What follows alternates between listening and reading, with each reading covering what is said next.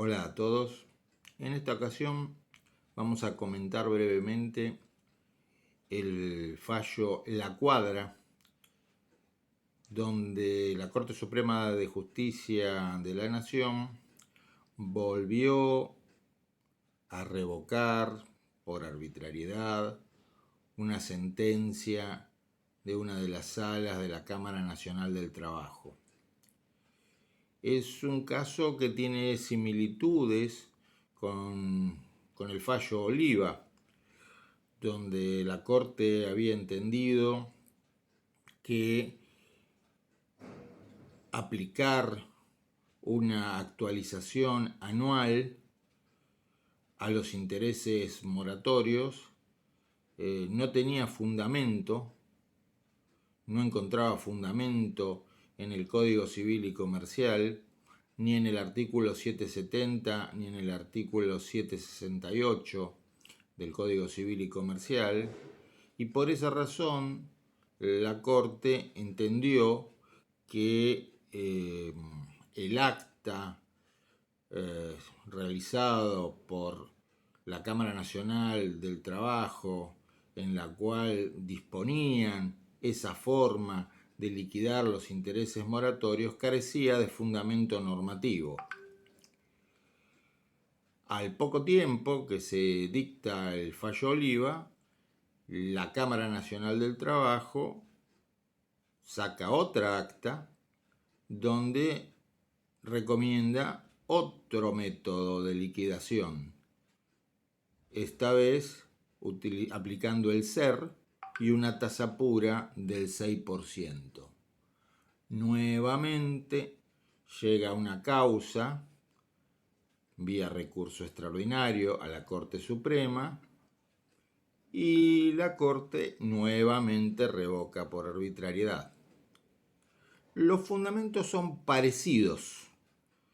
Básicamente, por un lado, la Corte lo que dice es el artículo 768 del Código Civil y Comercial tiene tres modos de fijar las tasas de interés moratorio: por acuerdo de partes, por lo que dispongan leyes especiales o según las reglamentaciones del Banco Central de la República Argentina, o mejor dicho, aplicando alguna de las tasas reglamentadas por el Banco Central de la República Argentina.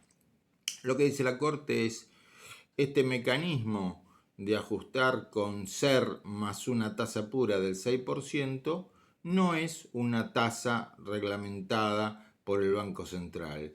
El SER era un mecanismo que se utilizaba para casos de especificación de obligaciones en dólares. De hecho, surgió así. Y por lo tanto, de vuelta, la Corte nos dice: no tiene fundamento normativo este método de actualización o de liquidación de intereses moratorios dispuesto por la Cámara Nacional del Trabajo. Otro argumento que también lo había mencionado en Oliva es que este tipo de mecanismo de liquidación conduce a resultados desproporcionados. Hasta ahí el fallo de la Corte. ¿Qué se puede decir?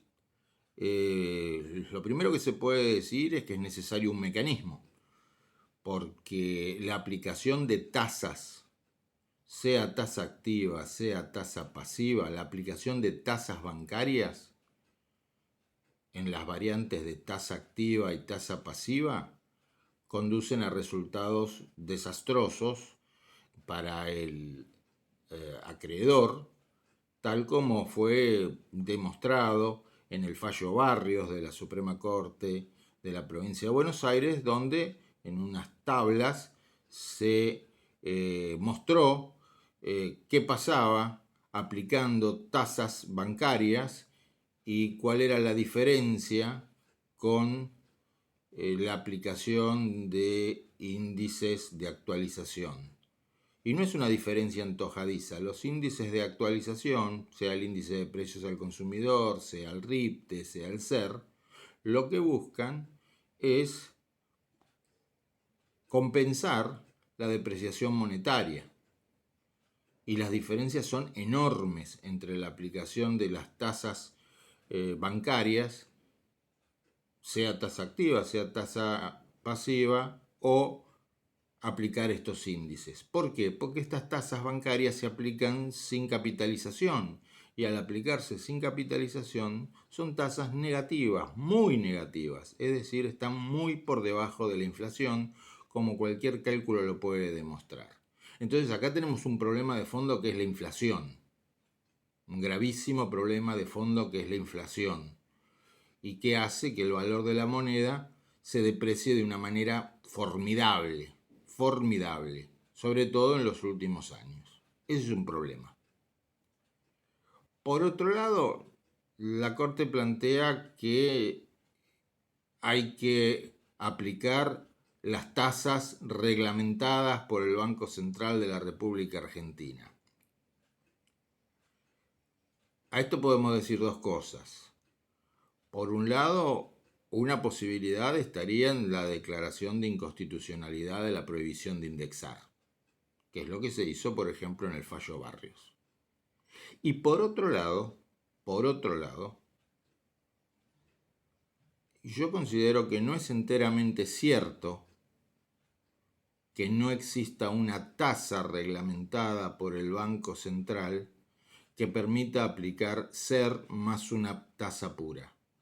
Porque el Banco Central de la República Argentina tiene reglamentadas las tasas para depósitos a plazo fijo, también tiene reglamentadas las tasas para créditos, pero quedándonos con las tasas para depósito a plazo fijo, tiene reglamentado el llamado depósito UVA. Y el depósito UVA es un depósito donde lo que se paga es SER más una tasa. Es decir, SER y la tasa configuran, en este caso, el interés. SER y la tasa configuran, en este caso, el precio que el banco, tratándose de los depósitos, le va a pagar al depositante por haber entregado esa suma de dinero. Por lo tanto, SER más tasa pura, que es el mecanismo de los depósitos a plazo fijo UVA, configuran básicamente un mecanismo para tener una tasa de interés positiva, es decir, una tasa de interés por encima de la inflación. Por lo tanto, entiendo que no es enteramente correcta la apreciación de la Corte de que no existe ninguna tasa reglamentada por el Banco Central que contenga este mecanismo SER más tasa pura. Es cierto que en el acta de la Cámara Nacional del Trabajo no se menciona eso. Bueno, recomiendo la lectura de este fallo. El problema de la licuación de los créditos existe y hay que encontrarle una solución. Veremos cómo evoluciona este tema en el futuro. Muchas gracias.